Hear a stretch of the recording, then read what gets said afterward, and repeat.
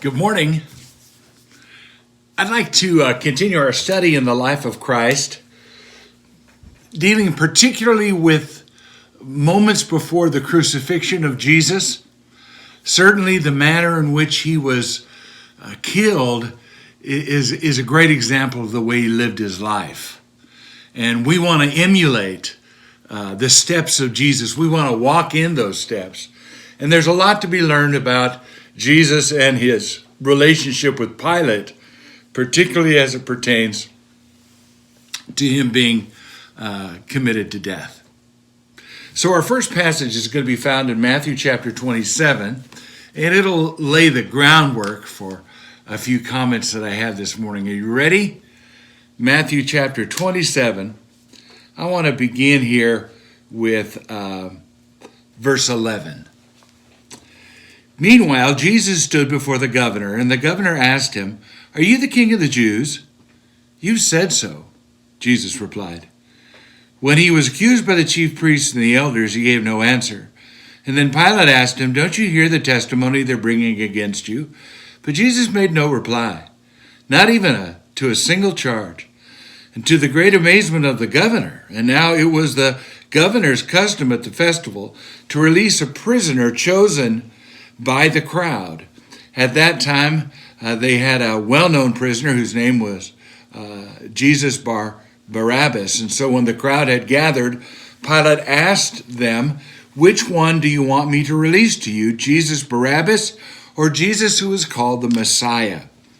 For he knew it was out of self-interest that they had handed Jesus over to him. And when Pilate was sitting on the judge's seat, his wife sent him a message, "Don't have anything to do with that innocent man, for I've suffered a great deal today in a dream because of him." But the chief priests and the elders persuaded the crowd to ask for Barabbas to have Jesus executed. "Which of the two do you want me to release to you?" "Barabbas," they answered. "What shall I do then with Jesus who's called the Messiah?" "Crucify him. Crucify him." "Why? What crime has he committed?" But they shouted all the louder, "Crucify him." Pilate did with Jesus what millions of people do today. Pilate really didn't have a grudge against Jesus. Pilate didn't have a grudge against the Jews, but he did want to avoid the issue. It was a bother. It was an intrusion. He would have to take sides. And for a politician, that's always suicide. You keep in the middle. You make sure you don't say anything that would offend anybody. So by saying nothing, you avoid taking sides. Now, Pilate himself was the governor of this region. He was put into power by the Caesar of the time, which was Tiberius, during the time that we have this account. Tiberius was cruel, but he was mostly on vacation. Tiberius during this time really wasn't in Rome. He wasn't doing anything.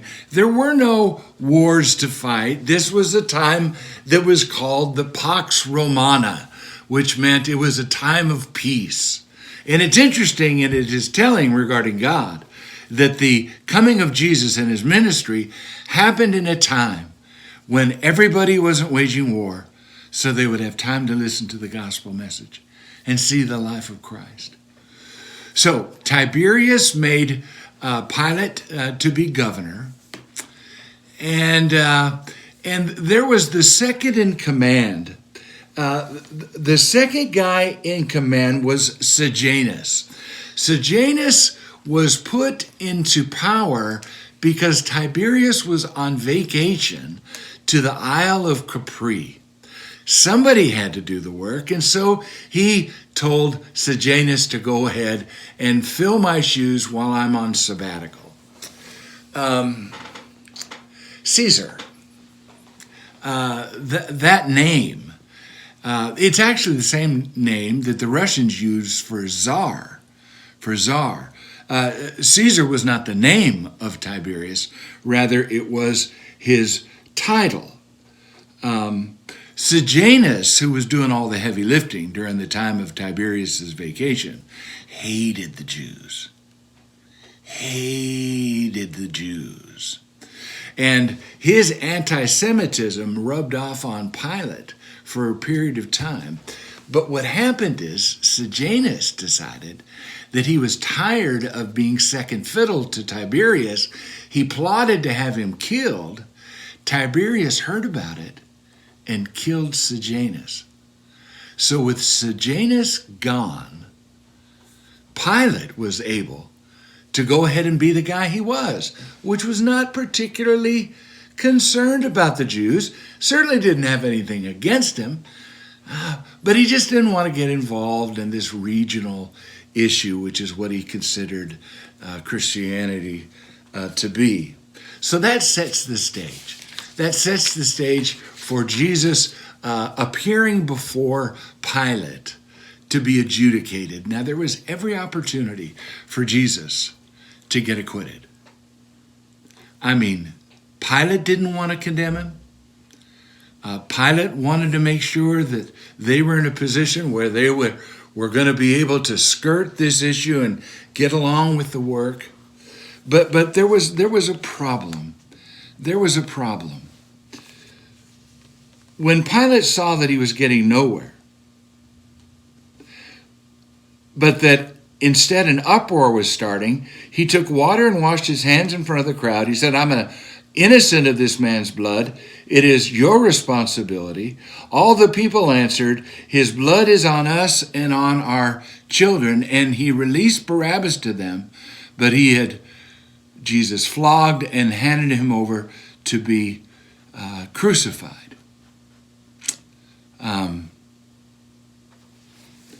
Now the story is famous about what Pilate would do.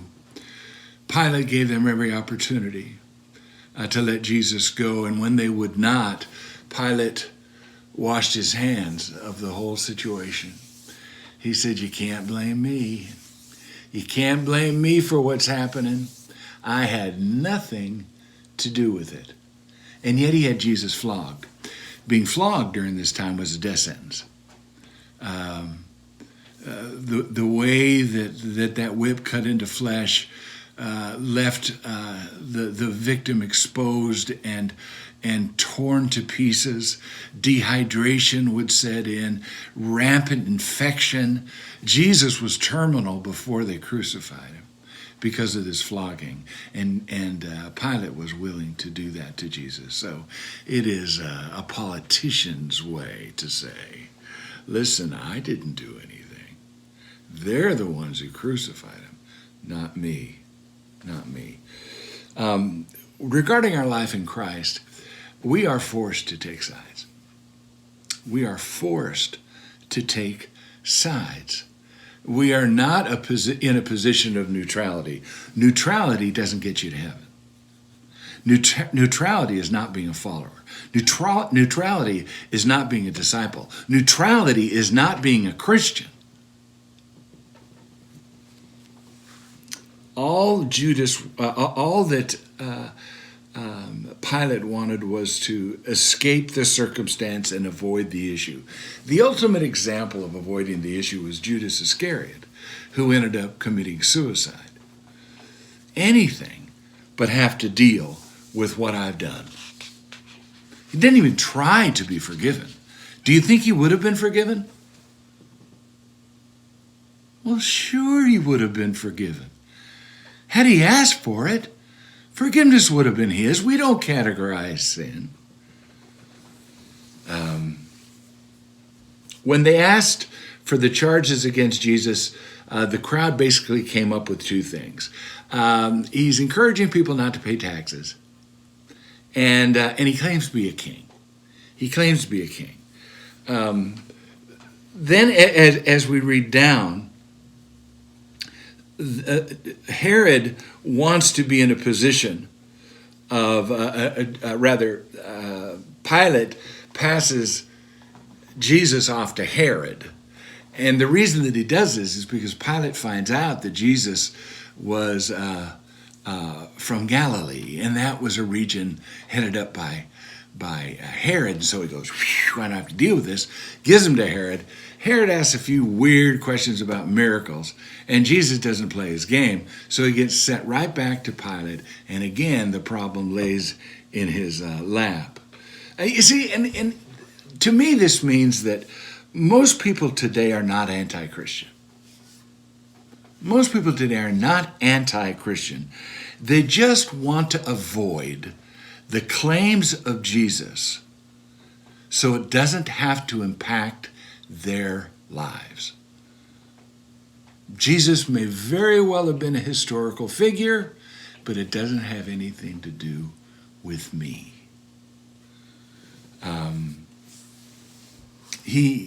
Pilate wanted to remain neutral, but in the end, what Pilate actually does is he delivers Jesus over to the crowd. He delivers Jesus over to the crowd. And then they have this story of Barabbas and a guy being set free, and how the people go ahead and they choose for Barabbas, and Pilate can't figure it out because if anybody was guilty, it was Barabbas. And yet the people were so enraged at Jesus that they did everything that they could possibly do to make sure that Jesus would die that day. Notice with me in chapter 27 of Matthew, verse 24.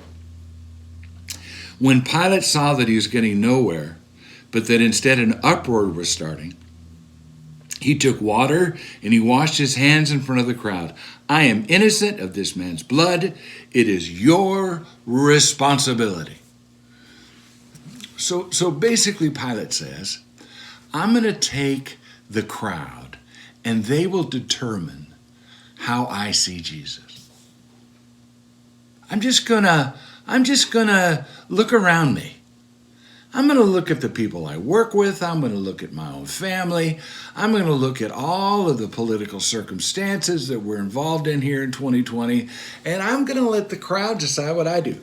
I'm just going to find out which way the wind is blowing, and I'll go along with that. I'll go along with that. So Pilate had just determined that the crowd could make this decision. And then, of course, Pilate washes his hands, says this has nothing to do with me. But notice what the crowd says.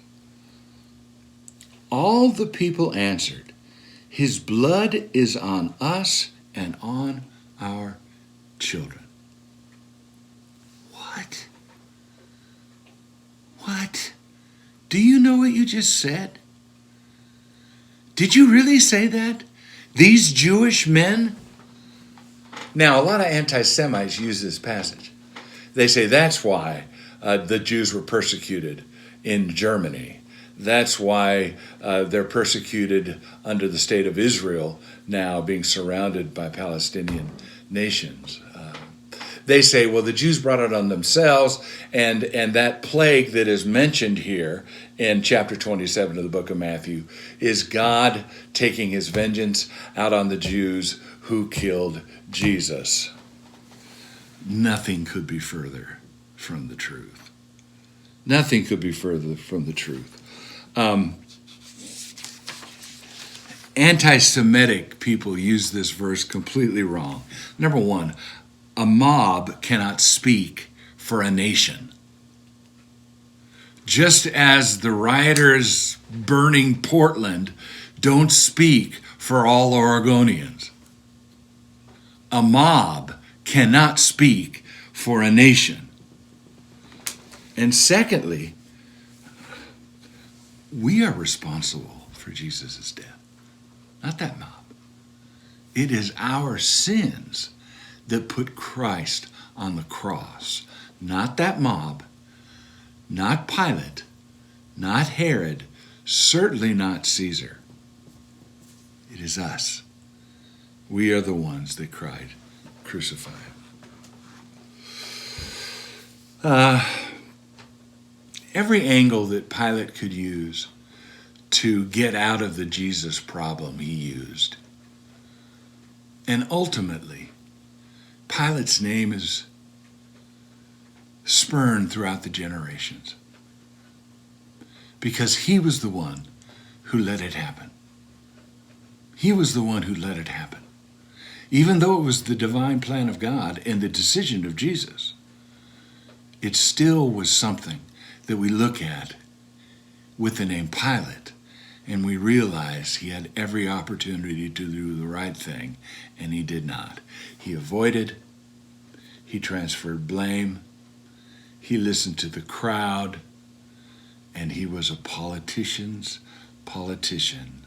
And in the end, he found nothing. Can you imagine having Jesus in the room with you and you still not becoming a child of God?